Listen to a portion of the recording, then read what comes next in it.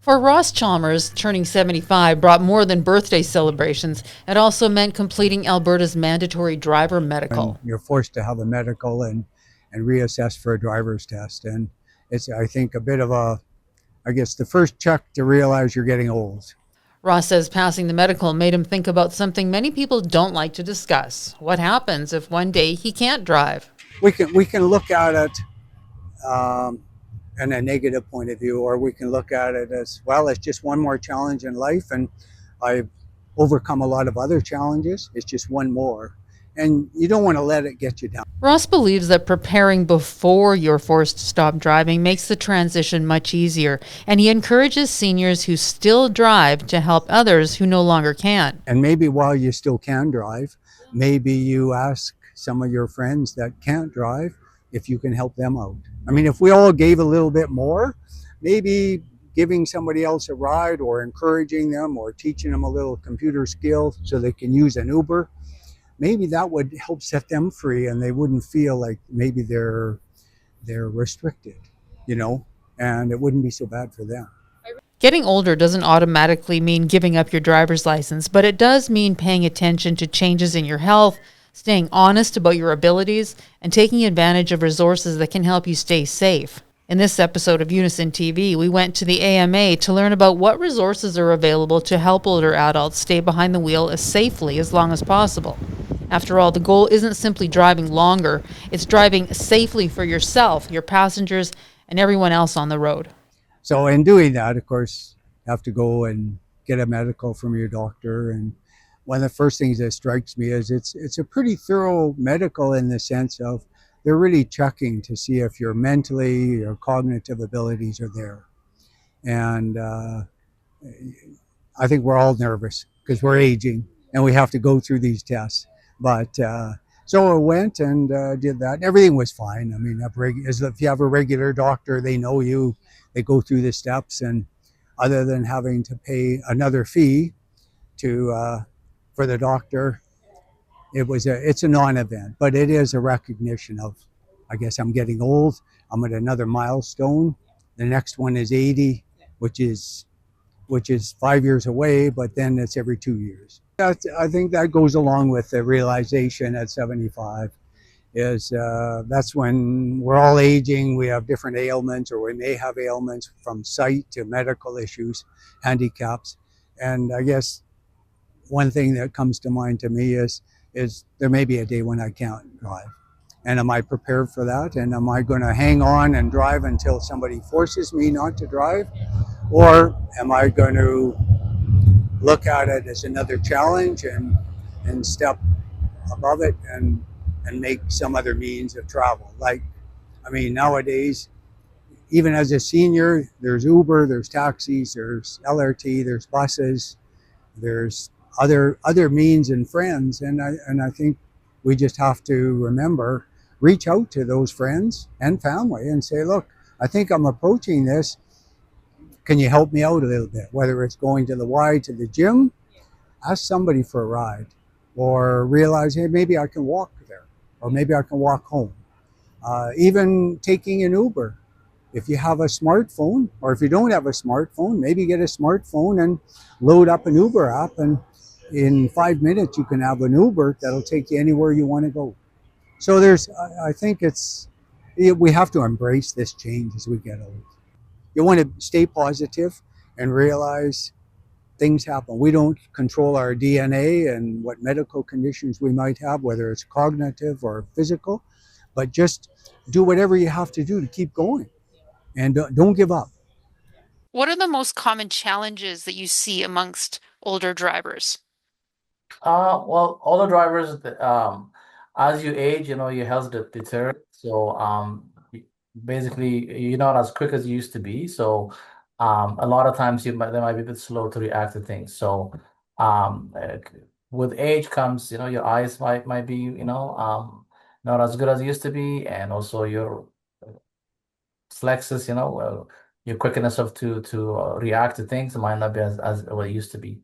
But at the same hand, all the drivers tend to not get into too many collisions because they don't drive a lot as well, right? Because as you age, you don't have to be everywhere, right? You're retired, or you're not doing too much. So there's both side of it. So as well.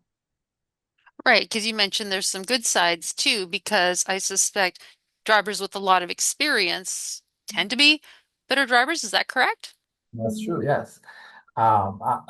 You can't judge someone with the age how good a driver they are. I've seen drivers who are younger, very with a lot of bad habits, and I've seen drivers with older age with also bad habits and bad driving skills. Right. So I remember driving with this lady who was 93 years old, and it took her a while to get into the vehicle because of challenges that she has, but once she was behind the wheel, I was just amazed how excellent driver she was. She's got all the habits.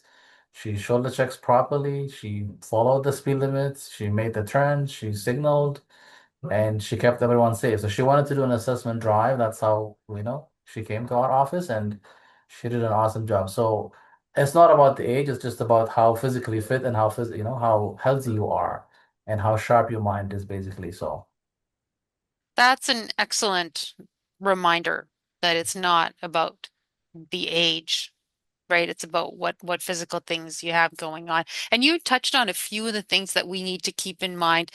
Is vision one of the biggest ones?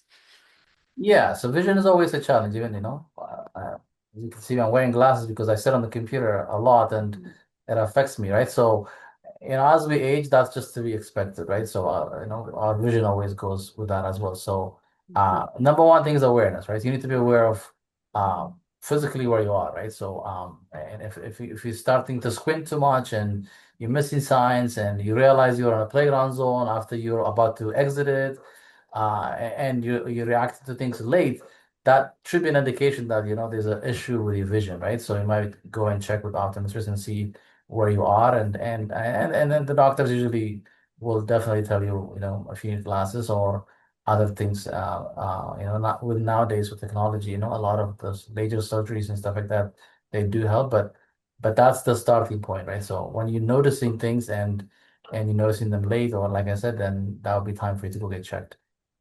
Is nighttime a vision a specific concern? Because I know I do not like driving at night as much anymore. I definitely don't feel as confident.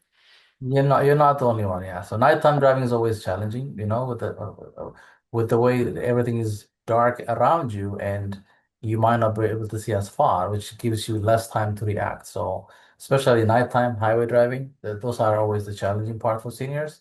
And that's why you see them, you usually tend to avoid it because they know that it's not a good place to a good time to drive for them. So, but yeah, that's the starting point. When things go getting your body is changing, then those are the things you'll notice. Like, okay, so maybe I shouldn't be driving, after 6 o'clock, or and just take it easy and take an Uber or a taxi, whatever that to get around if I have to get out of my house at that time of the day.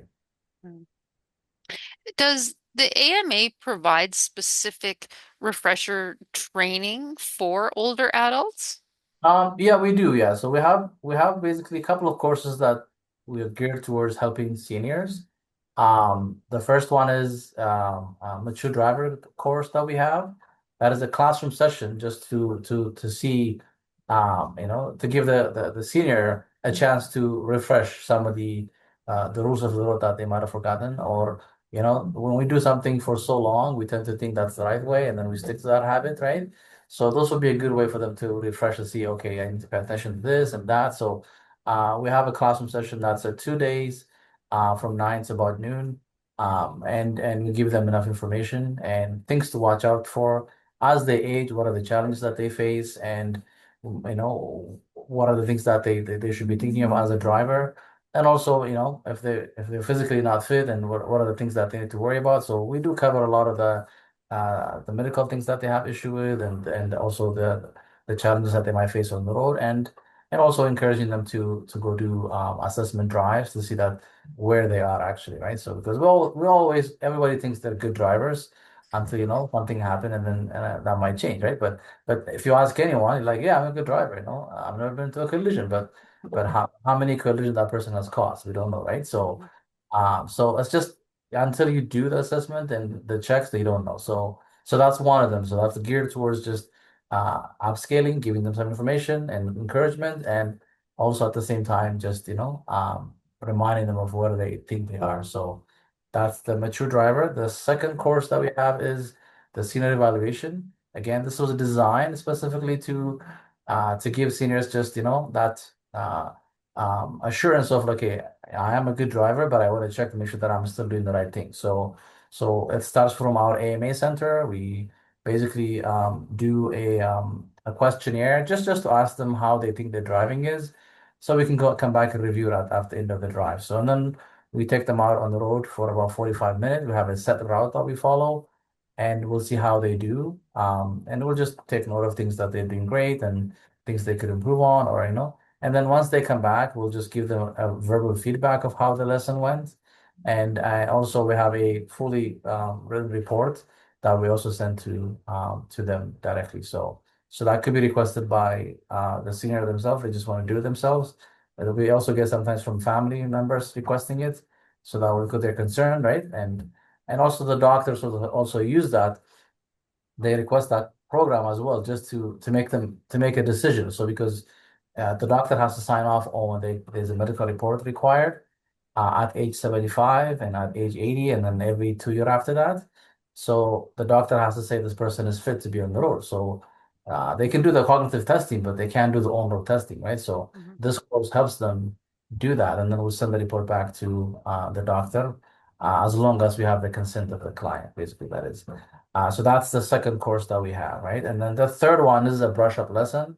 What we can do, so let's say they did the assessment drive, we identify some gaps and they need to improve on, then we will tell them, okay, we can buy this brush up lesson. A 2 hour course where we actually coach them and work with them to make sure that uh, they're practicing the stuff that they lack, right? So making sure that they can still be safe and reminded. So it's a 2 hour coaching basically that they do with one of our instructors. Those sound like a great idea for everyone. Yeah, Like yeah, absolutely. there's everyone could benefit from all of those, a Yeah, little refresher, right? absolutely. Yeah. No, Like how that's many things when I was practicing with my daughters, going over the manual, I'm like, I don't remember half of yeah. this stuff. So yeah, good idea for everybody considering the amount of deaths and injuries we've seen on the Mhm. road in Calgary. You mentioned, talking about the awareness with older drivers. Do you go over things like, things that might cause problems, like whether it's dementia or arthritis or Parkinson's or things like that? Yeah, so we do mention that some of the disease that affects seniors, and how does that translate into driving, right? So someone who has dementia, what are the things that they might see, or to forget, they might drive. One of our questionnaires, we asked that, right? So does it ever happen that you are going in one direction and you don't remember how to get back, right? So we do try to make them understand, those are the things that again, when you are in that space, you don't know anything, right? So you don't think anything's wrong with you, right? So but at least we're giving that information to them so they have it, and so I understand, what are the challenges that I'm going to face as I age, and what could be. So that gives a little more understanding, and also gives them a little more information, so that way they can go home and investigate and read and study about it. But yeah, we do cover all the medical challenges, from eyes to those cognitive ones to physical ones as well, right? So we try to cover that for sure. That's excellent. And then you touched on briefly the ages that are required by law. Can you explain a little bit about at what age do we need to get relicensed again or checked upon? Yeah, so there's no relicensing or testing. It's just whenever your license expires, either being 2 years, 4 years, or 5 years, depending, right?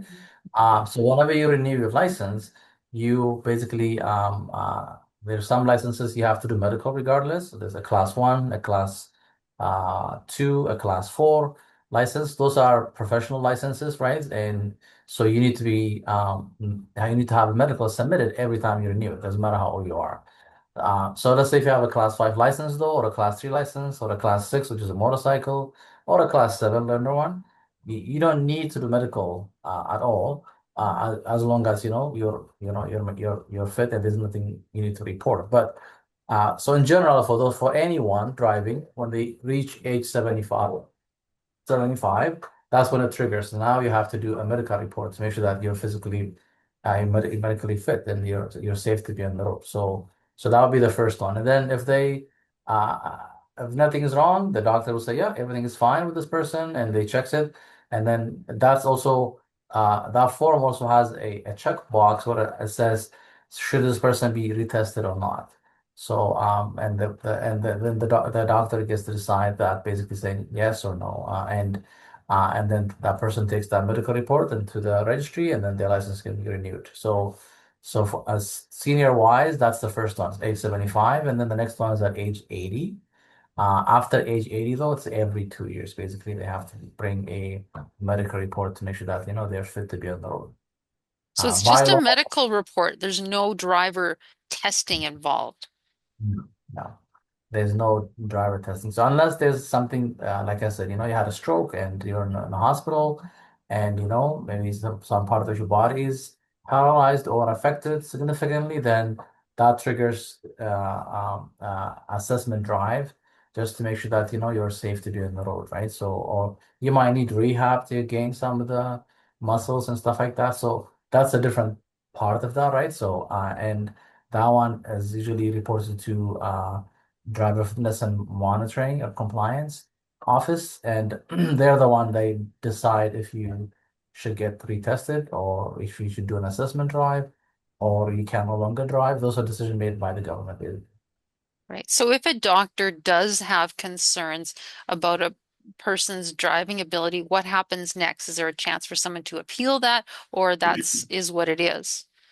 Yeah, so one that the government usually requires two things. One, they want the medical report from the doctor, and then the second thing is they also want an assessment drive that's done by a driving instructor, or a simulator. I mean, they have a simulator at like Schumer or the Children's Hospital, stuff like that. So depending on what the medical issue is, they usually will want that, or they'll send them to AMA. So we have also another program called adaptive controls, which is we try to help people who actually had medical issues like a stroke, or a spinal cord injuries and stuff like that. So still we help them to get back on the road, right? So that's what will trigger, basically. So they will want them to do an assessment on road drive, and then based on that drive, we'll write the report back to the government to say this person drove for 2 hours. These are the things that we did, and this is how they perform. And then they will record that, and then the government makes a decision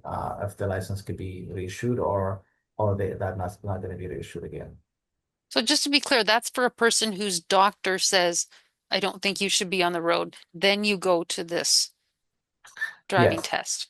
Yes, yeah. So when the doctor basically says that that person is not medically fit, that report goes to the government, basically, and then you get a letter sent to you saying that you're not medically fit to drive, so you can't drive anymore. So they can challenge it, and that the government have their own process that they would allow you to attempt, but that would be a driving assessment, basically, Right. which is a control environment, and then you get to be seen. Then we can write the report, right? And they'll make a decision based on that. And does that mean that it's end of the road for you for driving, or can you go back and Yeah. try again? Yes, your medical change, right? So you might not be fit at the moment, but you will get better, and then you can come back and challenge it. Yeah. So there's not close, and it's always it's just it might not be safe at the moment. Your body needs to be strengthened. You need to more practice, doing motor skills and stuff like that. Then we can get back into driving. Yeah. Do you happen to know how long you have to wait? Let's say you went in at 75 and the doctor said, nope. And how long would a period of time would have to lapse before you could try It's again? I believe it's case by case, and it all depending on the case worker there. So I don't have any timeline. It's not Yeah, anything that's regulated that way. Yeah. right. Okay. And do you have any advice for family members who might think, I don't know if so and so should still be Yeah. driving, or any suggestions that way? I mean, you mentioned that there is the program at AMA, right? That they could do, or anything else? Yeah. So yeah, we like I said, we have that. First thing is having a conversation. You're taking somebody's mobility away, right? You're taking somebody's freedom away. when you're reporting in, they get their license taken away, right? So it's a big thing, is what I'm trying to say. So you need to kind of be sensitive to that. So they might not be safe. You've seen things that they're doing wrong. So if there's a chance for them to improve, then starting with an assessment drive and the senior evaluation that we talked about, that would be a good program for them to see where they're at, right? So before they're forced to do a um, a road test, right? So when they go to the doctor and the doctor will sign on saying this person must do a road test, then that road test has to be done by examiner.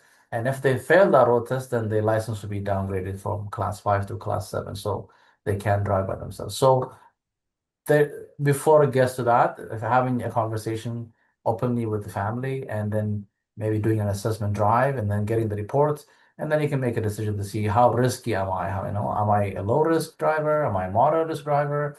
Am I average, or am I, at the point of where maybe it's time for me to give up my keys, right? So we do give you that on the report that we write.